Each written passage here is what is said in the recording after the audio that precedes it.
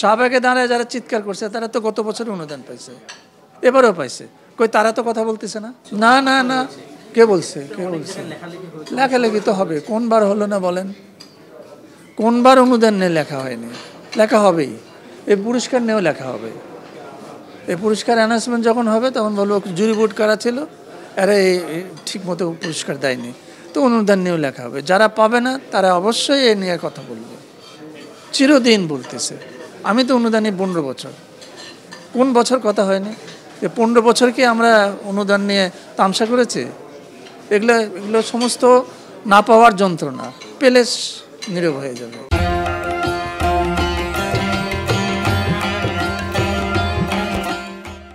এবং যারা আজকে কথা বলতেছে আগামী দিনে তারা আবার অ্যাপ্লাই করবে, তারা এদের মধ্যে আবার কেউ পাবে, তখন আবার তারা কথা বলবে না। এদের সব চরিত্র আমার জানা আছে। শাহবাগে দাঁড়ায় যারা চিৎকার করছে তারা তো গত বছর অনুদান পাইছে, এবারও পাইছে। কই তারা তো কথা বলতেছে না। শাহবাগে দাঁড়ায়নি সাইনবোর্ড নিয়ে, তো তাদের তো অনেকেই তো অনুদান পাইছে, তো তারা এখন কথা বলতেছে না যে অনুদান ঠিক হয়নি। ভাই এই বিষয়ে প্রসঙ্গ এটাই শেষ। আমাদের জাতি আমরা কথা বলতে ভালোবাসি, আর আমি না পেলেই আমি বিচার খারাপ তো বলা যাবে না আর কি। এটা একটা নীতিমালা আছে, যারা বিজ্ঞ বিচারক আছে তারা একটা প্যানেল বোর্ডে বসে আলোচনা হয়, এককভাবে কারো সিদ্ধান্ত হয় না। তো এখানে কথা হবেই। ন্যাশনাল বোর্ডে কথা হচ্ছে, এটা ঠিক হয়নি।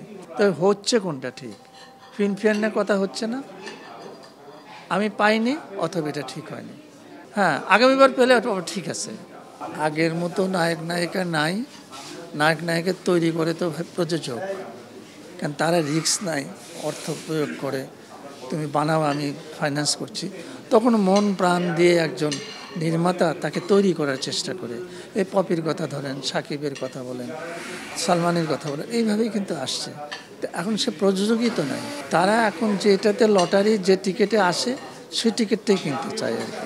তারা তো রিস্ক নিতে চায় না। তো ভাই প্রডিউসার তো আগে রিস্ক নিতে হবে। যে আপনারা 10টা ছবি বানান, 10 জন নির্মাতা বানাবে, এর মধ্যে থেকে 5 জন হিরো চলে আসবে, 5 জন হিরোইন চলে আসবে। আমাদের দেশে তো শিল্পীর অভাব নেই। আপনি নাটকের চ্যাপ্টার খুলে দেখেন কত সুন্দর সুন্দর অভিনয় করতেছে বাচ্চা বাচ্চা ছেলে মেয়েরা, নতুন ছেলে মেয়েরা, বিস্মিত হবার মতো।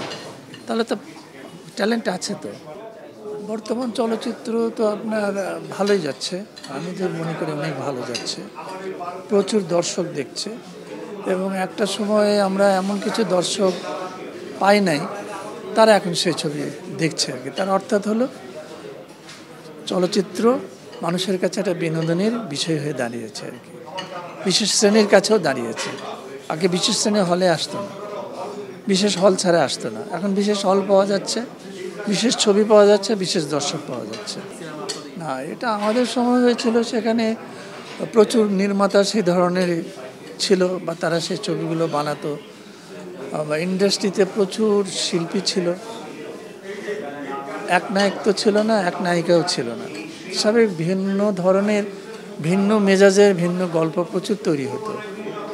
এক মেজাজের গল্প তো তৈরি হতো না, যার কারণে সেই ছবিগুলো পুরো বছর ধরেই চলতো। এমনও আছে যে বছরে 52 সপ্তাহে 2টো করে ছবি রিলিজ হচ্ছে, মানে 100-র অধিক। আর এখন আমরা ঈদে একটা উৎসবে পাই, যদিও সেই সময় উৎসবে ছবি রিলিজ হতো বেশি, কিন্তু এবারে এই সময়ে এখন তো বছর জুড়ে কোনো ছবি নেই, শুধু উৎসবের ছবি। এটা পার্থক্য। উৎসব ছাড়া কেউ দেখতে চায় না ছবি, বা ছবিগুলো সেরকমভাবে দর্শককে টানতে পারে না। কিন্তু আগের ছবি প্রতিটি দিনই, প্রতিটি শুক্রবার মানে একটা উৎসবের দিন। ছবি না থাকলে তো, যে কোনো প্রোডাকশান না থাকলে তো আপনার স্বাভাবিকভাবে দোকানপাট বন্ধ হবেই। এটা তো একটা কারণ হতে পারে। কারণ হলো প্রচুর প্রোডাকশান হতে হবে এবং ভালো মানের সিনেমা হল হতে হবে। তো ভালো প্রোডাকশান, ভালো মানের গল্প, ভালো সিনেমা হল, তাহলে ভালো দর্শক।